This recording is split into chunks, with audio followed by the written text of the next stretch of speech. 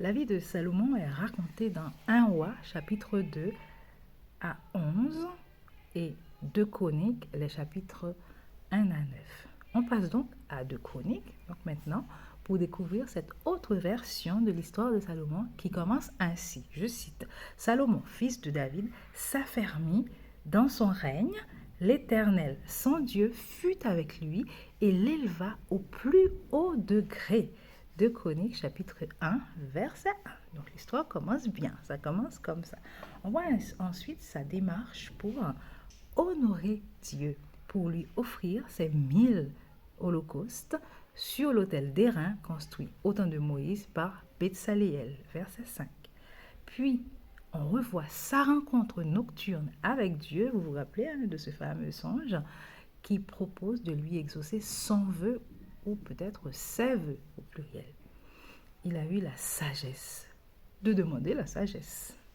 Et Dieu l'a exaucé en lui donnant effectivement la sagesse, mais aussi la richesse, la gloire, le règne, la puissance. Cela s'exprimait par sa cavalerie venue d'Égypte, l'abondance en or et en argent devenue aussi commun dans son royaume que des pierres, et les cèdres importés en aussi grand nombre que les sycomores du royaume d'Israël. On aurait pu vraiment envier la sagesse de Salomon. Mais on a vu que, on a vu dans les livres des rois, le deuxième livre des rois, c'était le premier ou le deuxième, il faudrait que je vérifie, que finalement, ça ne lui a pas servi, en fait, ça lui a servi à grand chose, mais c'était pas du tout suffisant, cette sagesse finalement qu'il avait Salomon.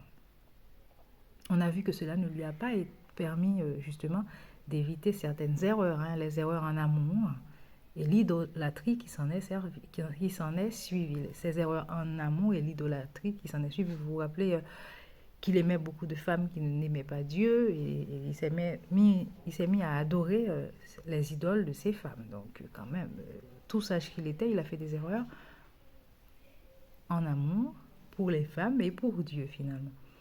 Donc c'est quoi la véritable sagesse finalement? Celle qui nous fera triompher du mal. C'est qui d'ailleurs la sagesse? Finalement c'est une personne la sagesse. C'est Jésus lui-même. Et nous l'avons. Merci Seigneur. La sagesse, c'est le Saint-Esprit. Et il habite en nous. Il habite en moi. Nous n'avons donc rien à envier à Salomon. Je ne le dis pas par orgueil. Je reste humble en me disant que finalement, si je crois en Dieu et je fais la paix avec Jésus et que je laisse le Saint-Esprit habiter dans ma vie, je le laisse me guider, je ne dis pas que je ferai... je sais pas, je dis pas que j'aurai une vie aussi brillante que Salomon, etc. C'est même pas ça, je me compare pas à Salomon.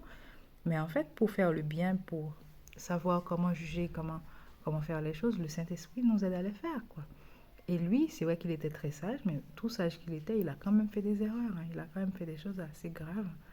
Donc, heureusement que maintenant, on a le Saint-Esprit et qu'il peut nous aider à bien faire, quoi. Et Dieu met en nous à la fois le vouloir et le faire. Donc, pas la peine de se dire, oh, mais Salomon, lui, au moins, il avait une sagesse extraordinaire, supérieure à tout le monde. C'est vrai.